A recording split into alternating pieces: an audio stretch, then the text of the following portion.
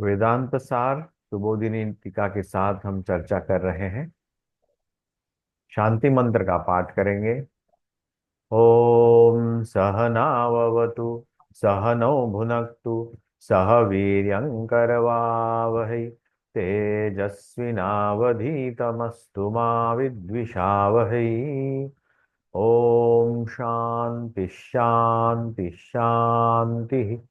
ओम भद्रं कर्णेभिः शृणुयाम देवाः भद्रं पश्येमाक्षभिर्यजत्राः स्थिरैरङ्गैः स्तुष्टुवांसस्तनूभिः व्यशेम देवहितं यदायुः। स्वस्ति न इन्द्रो वृद्धश्रवाः स्वस्ति नः पूषा विश्ववेदाः स्वस्ति नस्तार्क्ष्यो अरिष्टनेमिः स्वस्ति नो बृहस्पतिर्दधातु। ओम शांति शांति शांति। ओम सदाशिवसमारंभां शंकराचार्यमध्यमाम् अस्मदाचार्यपर्यन्तां वन्दे गुरुपरम्पराम्। श्रुतिस्मृतिपुराणानाम् आलयं करुणालयं नमामि भगवत्पादं शङ्करं लोकशङ्करम्। शङ्करं शङ्कराचार्यं केशवं बादरायणं सूत्रभाष्यकृतौ वन्दे भगवन्तौ पुनः पुनः। ईश्वरो गुरुरात्मेति मूर्तिभेदविभागिने व्योमवद्व्याप्य दक्षिणामूर्तये नमः। अखण्डं सच्चिदानन्दम् अवाङ्मनसगोचरम् आत्मानमखिलाधारम् आश्रयेऽभीष्टसिद्धये। अर्थतोऽप्यद्वयानन्दानतीतद्वैतभानतः गुरुनाराध्य वेदान्तसारं वक्ष्ये यथामति। कृष्णानन्दं गुरुं नत्वा परमानन्दमद्वयं वक्ष्ये वेदान्तसारस्य टीकां नाम्ना सुबोधिनी।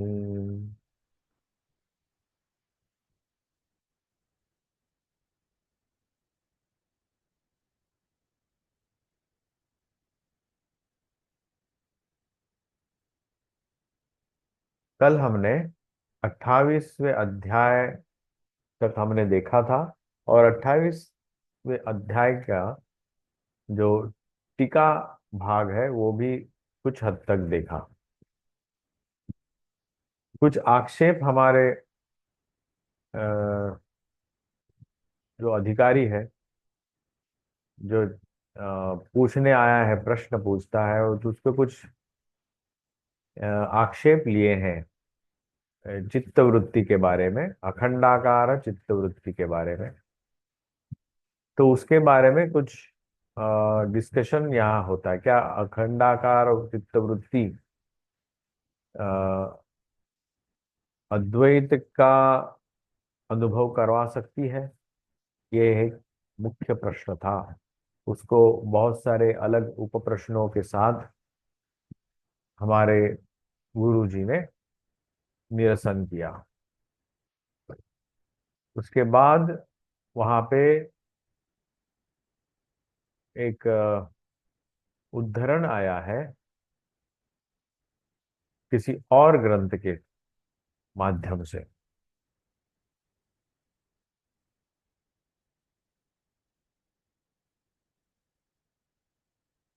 तो उसके बारे में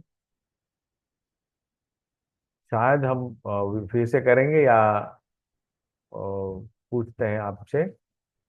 क्या कल का जो भाग हुआ था आपको समझ में आया है? नहीं, कुछ ज्यादा कुछ नहीं है स्वामी जी, एक बार दोबारा कीजिए। वो मतलब करना ऊपर से अच्छा गया है। है। अच्छा। हम्म। थोड़ा सा। बहुत से आर्गुमेंट्स हैं वहां पे।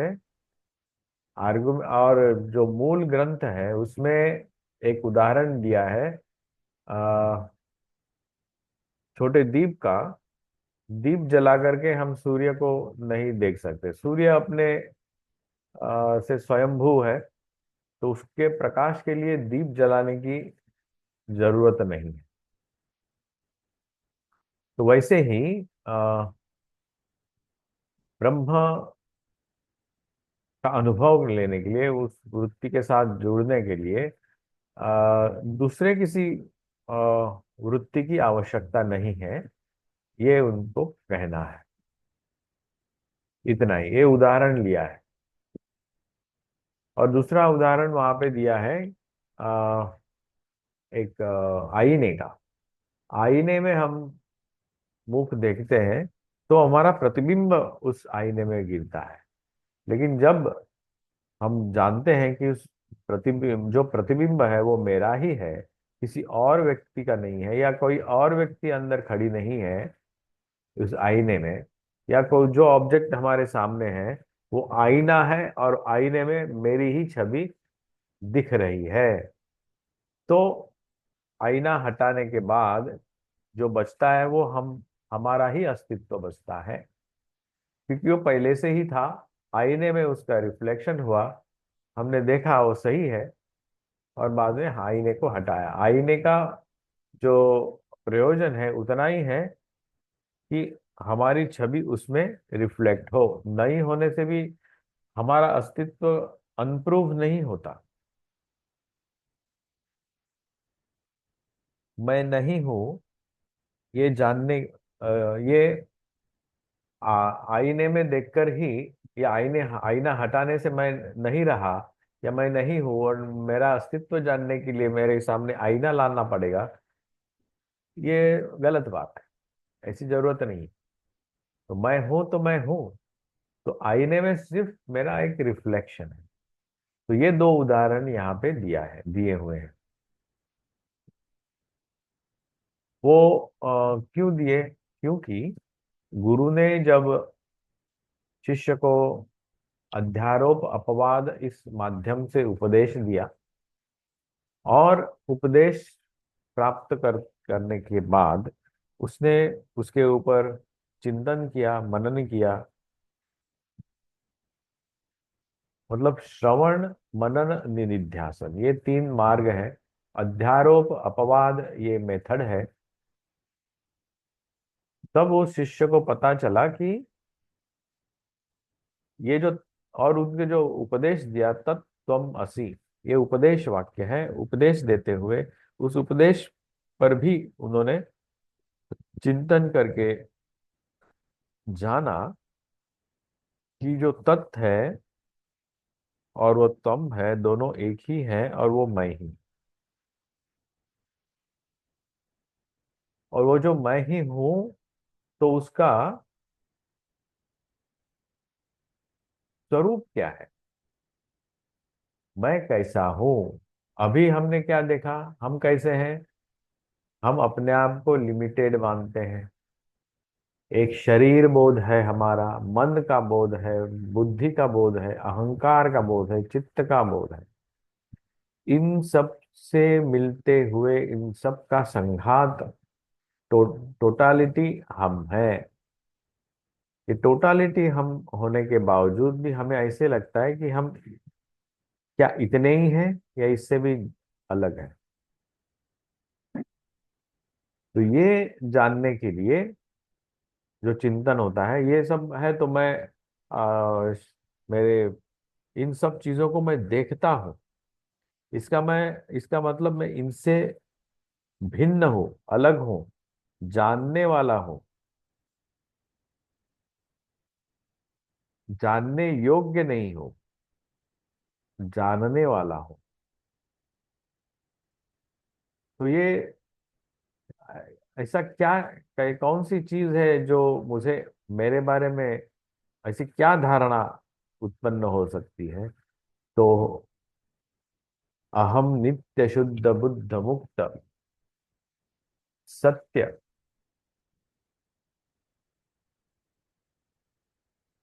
स्वभाव परमानंद अनंत अद्वयम ब्रह्म अहम अस्मि इति अखंड आकार कारिता चित्त वृत्ति उदेति। ऐसी एक चित्त की होती है, उदय होती है, जिस जो वृत्ति अखंड आकार की, आकार का मतलब पूर्ण व्यापित्व उसका, उस वृत्ति का होता है। किसके प्रति? वृत्ति जो होती है मन की होती है, अंतःकरण की वृत्ति होती है, और वो पूर्णता से व्याप्त है। थोड़ी इधर थोड़ी उधर कुछ नहीं है। फुल फोकस है उसका किसके ऊपर? अनंत अद्वय, जो दो नहीं है, जो अनंत है, जो परमानंद है, और उस सत्य स्वभाव है, नित्य शुद्ध, नित्य भुक मुक्त, नित्य बुद्ध, ऐसी ये उसकी अवस्था है। तो ऐसी जो चित्त वृत्ति है, वो जब किसी अधिकारी में अ, उदय होती है, तो उसको पता चलता है कि जो गुरु ने तत्वमसि ये उपदेश दिया, तो वो जो तत् और जो त्वम में जो इसेंस है, दोनों शब्दों का, वो इसेंस मैं ही हूँ। और वो नित्य है, शुद्ध बुद्ध मुक्त सत्य स्वभाव है, परम आनंद है, अनंत है, अद्वय है, और अखंड है। ये उस उस अधिकार को पता चलता है, और वो उस चित्त वृत्ति के साथ है। उस वही एक चित्त वृत्ति उसमें बनी रहती है, बदलती नहीं है फिर। तो सा तो चित प्रतिबिंब संहिता सती।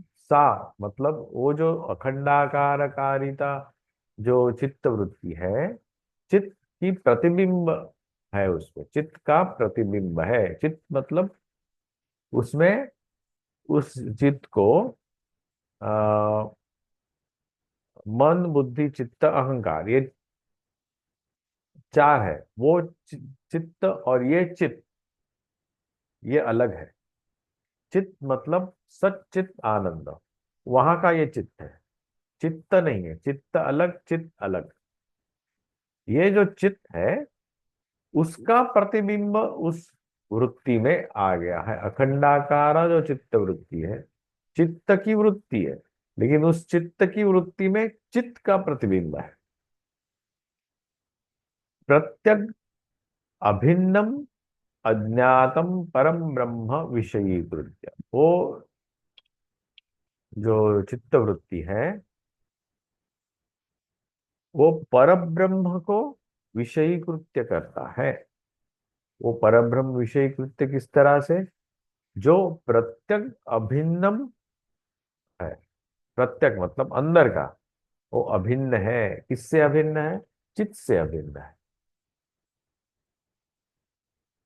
अज्ञात है, लेकिन अभी भी ज्ञात नहीं है, पूरा पूरी ज्ञात समझा नहीं है। अभिन्नम अज्ञातम परम ब्रह्म विषयीकृत्य तद्गत अज्ञानम एव बाधते। और उसके साथ तद्गत मतलब उससे जनरेटिव, उसमें रहने वाला जो अज्ञान है, वो भी बाधते, वो भी नष्ट हो जाता है।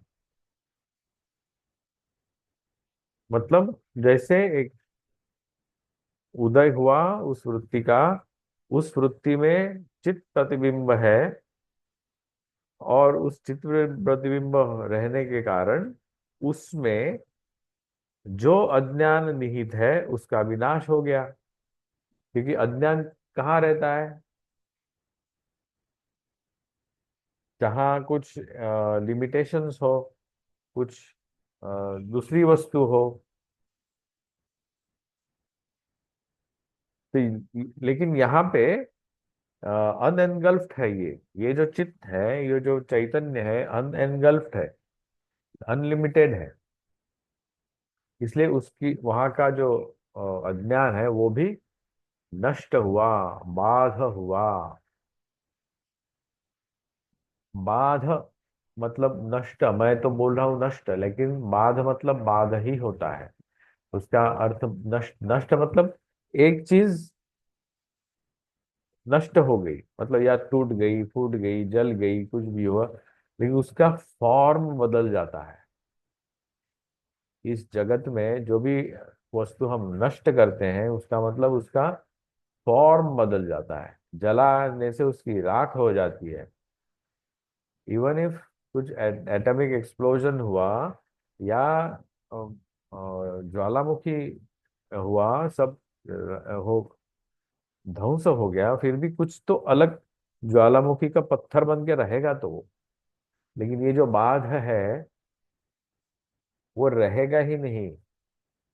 उदाहरण है, जैसे मरुभूमि में मरीचिका दिखाई देती है, उसका बाध होता है, दिखता है, हम जानते हैं, लेकिन बाद में नष्ट, वो रहता नहीं है। It is experiential, but it will not stay. When it will not stay, when you see it properly. हम उसको पानी नहीं देखेंगे, हम उसको ज्वाला देखेंगे, देखेंगे तो सही। तद्गत अज्ञानमेव बाधते। बाध इसका मतलब वो मरुभूमि में मरीचिका का बाध हो गया। तदा पट कारण तंतुदा है। पट, पट का कारण, पट कपड़े का कारण क्या है? एक तंतु, धागा। तो हमने वो धागे को निकाला और जला दिया। पटदाहवद अखिल कारणे अज्ञाने बाधिते। तो उस तंतु का, कपड़े, कपड़ा जिससे बना है उससे उसको निकाल लिया और उसको जला दिया, तो पट नहीं रहेगा ना, पट नष्ट हो गया। उस उस तरह से ये उदाहरण, इस उदाहरण के माध्यम से हम समझ सकते हैं कि अज्ञान का बाध वैसे होता है। अज्ञान के कारण ये जगत सृष्टि हुई, और उस सृष्टि से उस अज्ञान को निकाल लिया, तो इस सृष्टि का तो बाध हो गया, नष्ट नहीं होगा।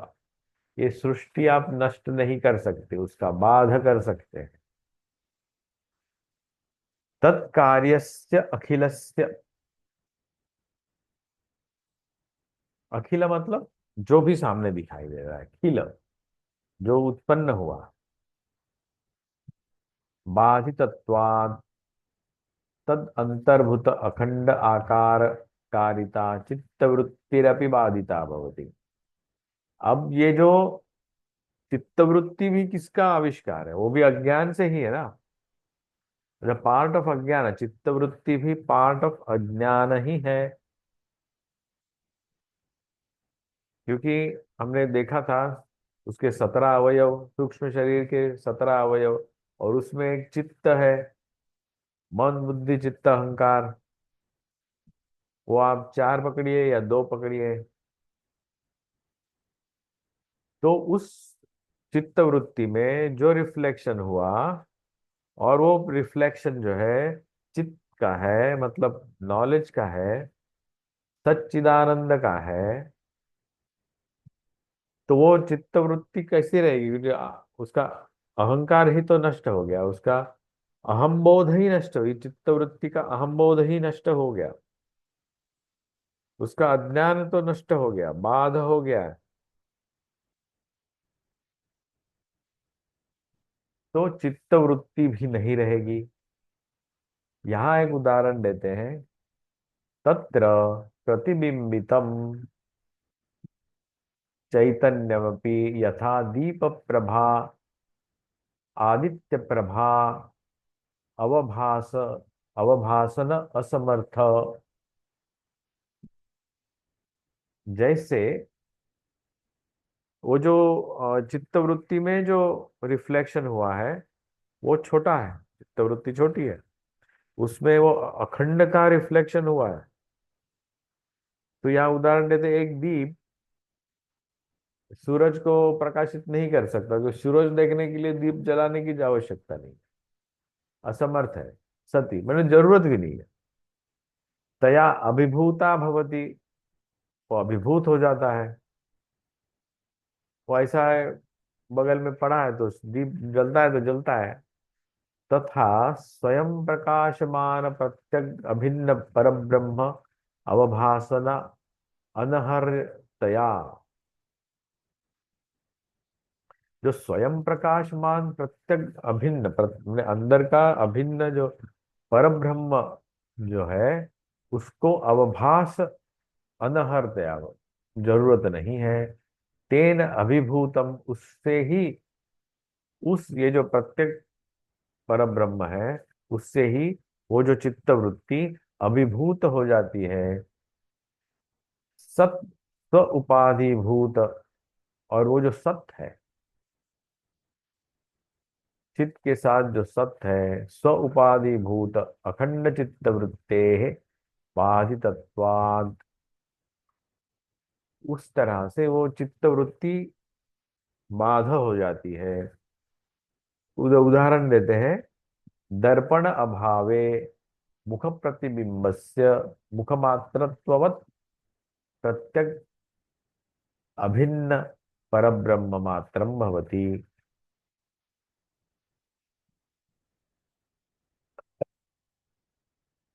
तो ये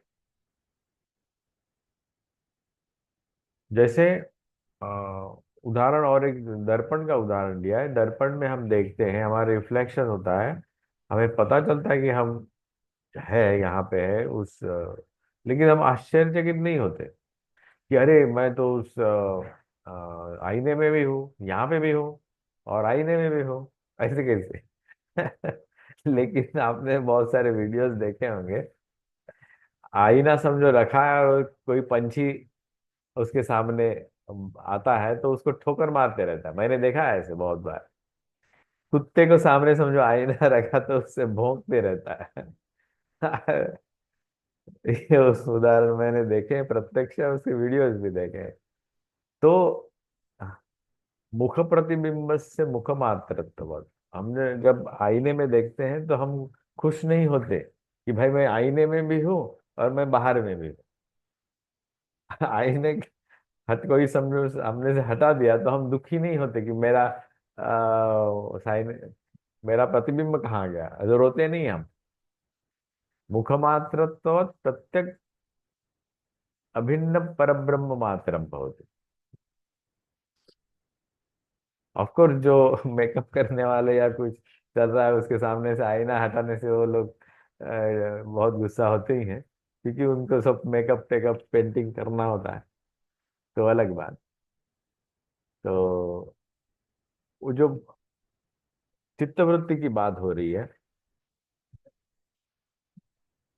हमारे आईने में हमारा मुख प्रतिबिंब आता है। आईना हटाने से, आईना रहने से या नहीं रहने से कुछ फर्क नहीं पड़ता। वैसे ही चित्तवृत्ति में जो अखंडाकार वृत्ति आई है, उस वृत्ति के कारण अखंडाकार जो भाव उसमें आया है, उससे वो उसका अज्ञान भी नष्ट हुआ। और जैसे अ, कपड़े से धागा निकाल कर उसको जला दिया, ऐसा वो पट भी नहीं रहेगा, अज्ञान नहीं रहेगा, चित्तवृत्ति नहीं रहेगी। और चित्तवृत्ति जैसे नहीं रहेगी तो जो जिसका रिफ्लेक्शन है वही रहेगा। वैसे ही ब्रह्म मात्रम भवति, अपने अस्तित्व का सामने ही उसको अनुभव हो जाता है। तो ये यहाँ तक हम आ गए हैं, जिससे हम स्वात्मानुभूति जिसको कहते हैं ना, खुद की अनुभूति, उसके साथ रूबरू, मतलब फेस टू फेस आ गए हैं। This is face to face experience of reality. तो यहाँ तक आपको समझ में आया होगा।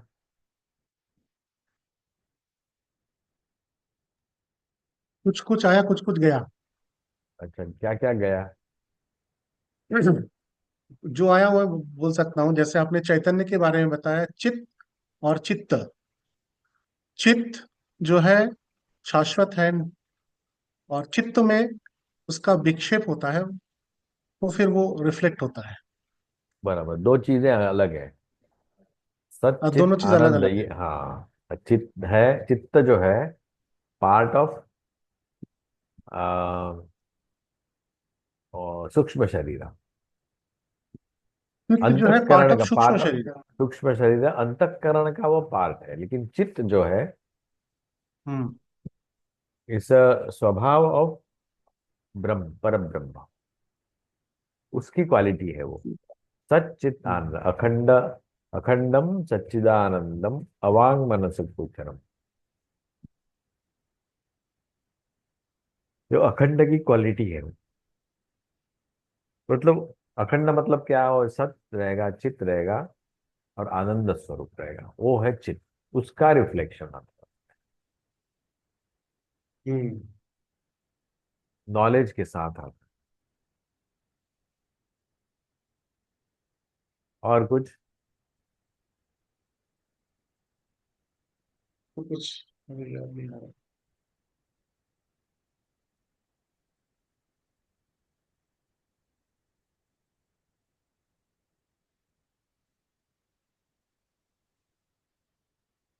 देखिए यहाँ पे भी सच्चित आनंद का थोड़ा सा रिफ्लेक्शन भी यहाँ पे हुआ, तो चित्त में रिफ्लेक्शन हुआ। वो बोले सा तो चित्त प्रतिबिंब सहिता।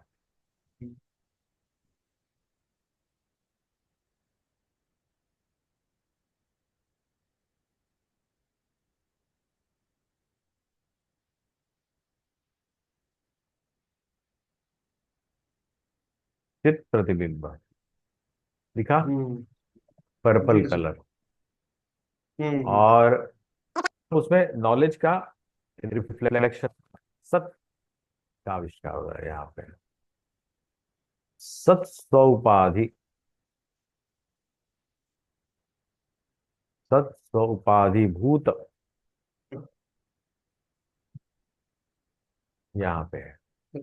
भूतखंड हाँ, चित्तवृत्ति बाधित मतलब बाधितत्व। सत, सत है वहां पे, इसलिए उसको बाध होने में तकलीफ नहीं है। मतलब सत, सत मतलब सब समय रहेगा, पहले है, आज है, आगे भी रहेगा, सत है वहां। अखंड चित्ते बाधित, तो चित्तवृत्ति का बाध होने में तकलीफ नहीं है। जब रिफ्लेक्शन हुआ वहां पे चित्त है, नॉलेज है, नॉलेज के साथ सत्य भी है, पहले भी था, आज है, कल भी रहेगा। टाइम का कुछ लिमिटेशन नहीं है वहां।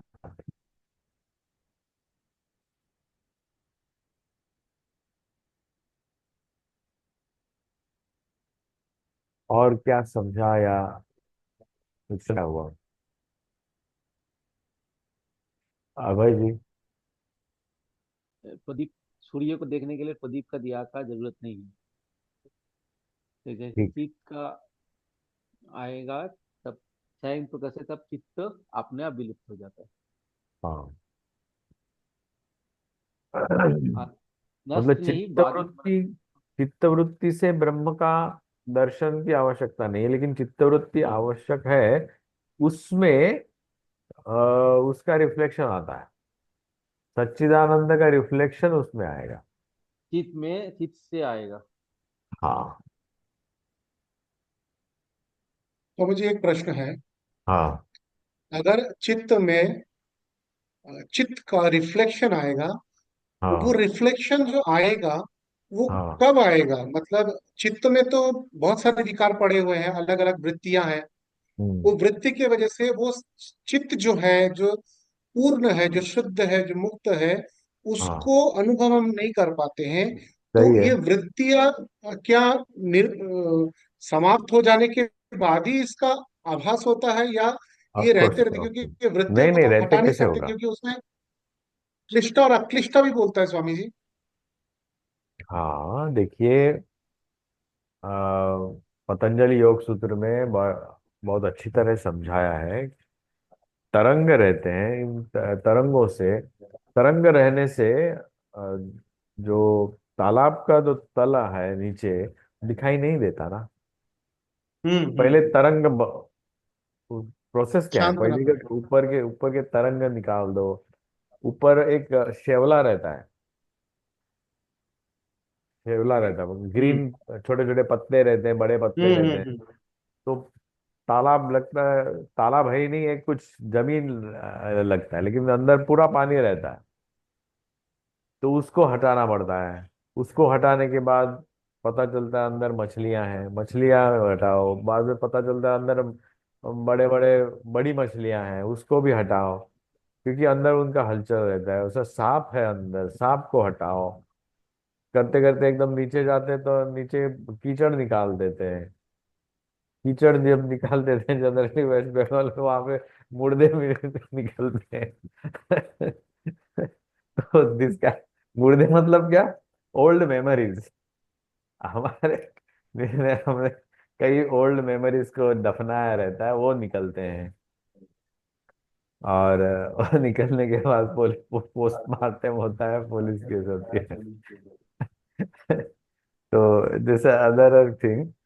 लेकिन ये भी है, होता है हमारे जीवन में भी कि old memories we just suppress them and keep them kind of a dead thing, लेकिन बाद में वो उठता है तब बाद में और तकलीफ होती है। इसलिए ये जब सब पूरी साफ सफाई होगी, पूरी होगी, नया पानी भर जाएगा उसमें बारिश का, तब बाद में पता चलेगा भाई हाँ नीचे का तालाब दिखाई दे रहा है। दिस इज द और वो प्रोसेस। सफाई कैसे होगा? अध्यारोप अपवाद न्यायेन। अच्छा, ध्यान से नहीं हो सकता? ध्यान से क्या होगा? ध्यान से कुछ नहीं होता। ध्यान टाइम पास है। आप ऐसे मत बोलिए स्वामी जी। नहीं तो बहुत लोग आपके पीछे पड़ जाएंगे।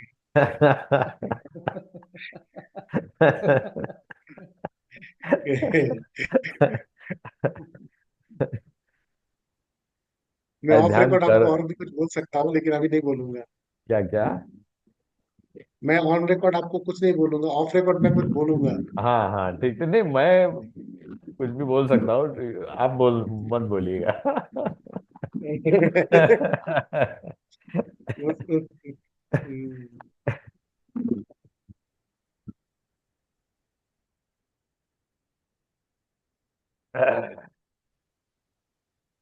अच्छा, क्या रामकृष्ण परमहंस जी वेदांत के समर्थन में थे?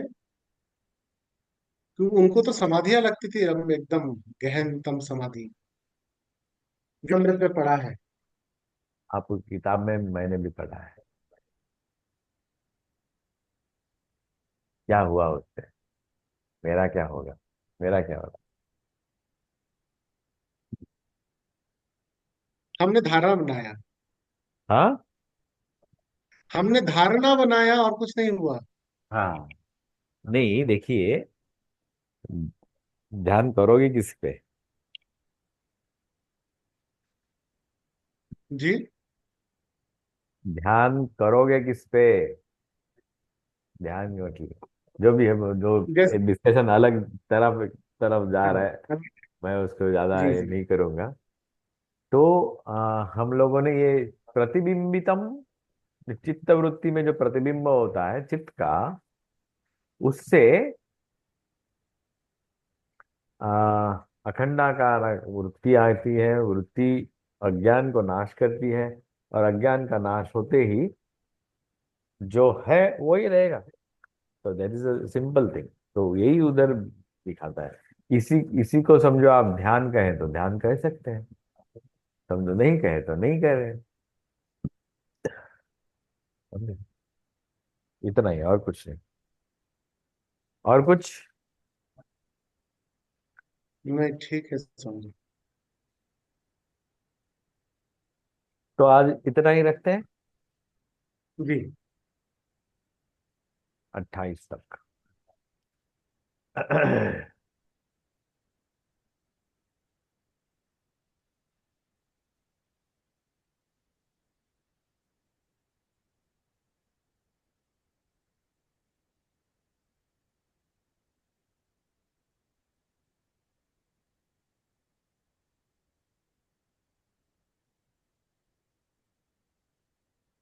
यहाँ पे पूर्णमिदम दिखाई दे रहा है स्लाइड। हाँ समझ गए। तो आज का पाठ यहीं रुकते हैं। धन्यवाद।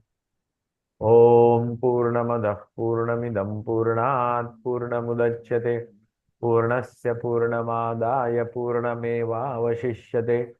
ओम शांति शांति शांति। हरि ओम तत्सत्। ओम भद्रं कर्णेभिः शृणुयाम देवाः, भद्रं पश्येमाक्षभिर्यजत्राः, स्थिरैरङ्गैः स्तुष्ट्वांसस्तनूभिः व्यशेम देवहितं यदायुः। स्वस्ति न इन्द्रो वृद्धश्रवाः, स्वस्ति नः पूषा विश्ववेदाः, स्वस्ति नस्तार्क्ष्यो अरिष्टनेमिः, स्वस्ति नो बृहस्पतिर्दधातु। ओम शांति शांति शांति। हरि ओम तत्सत्। श्री राम कृष्णार्पणमस्तु।